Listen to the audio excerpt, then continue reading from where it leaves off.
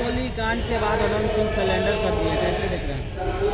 देखिए, ये कहा जाता है कि ये सुशासन की सरकार है और सुशासन की सरकार में बंदूक से दनादन गोलियां चल रही हैं। तो ये कैसा सुशासन की सरकार है? ये सुशासन की सरकार नीतीश बाबू बोलते हैं लगातार हत्या, अपहरण, लूट, बलात्कार, डकैती ये सब सरेआम हो रहा है। तो इसको कैसा ये सुशासन की सरकार हम कहेंगे? हम तो यही कहेंगे कि नीतीश कुमार जी ब्रेनलेस हो गए हैं।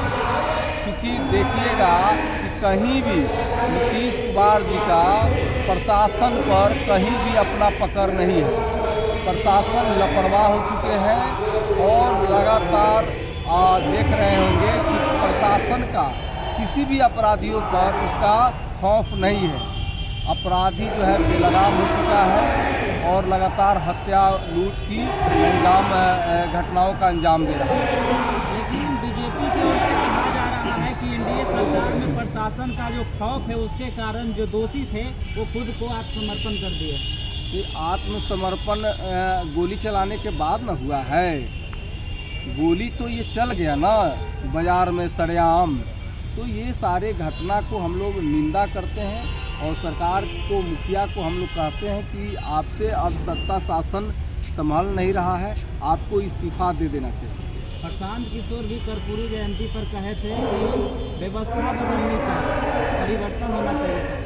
हम तो यही कहेंगे कि जो उनका आरएसएस वाला सोच है प्रशांत किशोर जी का, भाजपा वाला सोच है, भाजपा का डी पार्टी है, पहले तो अपनी चश्मा और अपनी सोच को बदलना चाहिए उनको।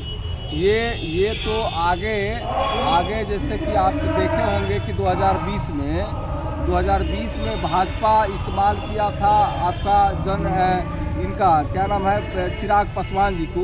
तो इस बार जो है ना फिर ये भाजपा का दूसरा डी पार्टी के रूप में ये काम करेंगे और ये कहीं ना कहीं भाजपा का डी पार्टी है और जनता में जा कर के सही मुद्दे को नहीं उठाना, उलूल जुलूल करके छात्रों को लड़वाने का काम ये कर रहे हैं।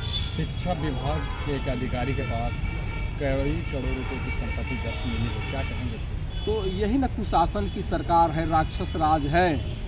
इसको आप ये समझ लीजिएगा कि ये अफसरशाही राज है। तो अफसर के यहाँ खजाना नहीं मिलेगा तो किसान मजदूर के यहाँ खजाना मिलेगा। लूट रहे हैं नीतीश जी के अफसर, तो खजाना तो उन्हीं के यहाँ न मिलेगा। तो कैसा ये सुशासन की सरकार है? ये करप्ट सरकार है, भ्रष्ट सरकार है। इसको कितना भी भर्त्सना किया जाए ये कम है। ये अनंत सिंह विधानसभा चुनाव को लड़ने की तैयारी चल रही है, उसी बीच इस तरह होगा तो क्या लगता है राजनीति में इस तरह का जो आपराधिक घटनाओं में जो मिले हैं या आपराधिक है तो उनको सीट मिलना चाहिए?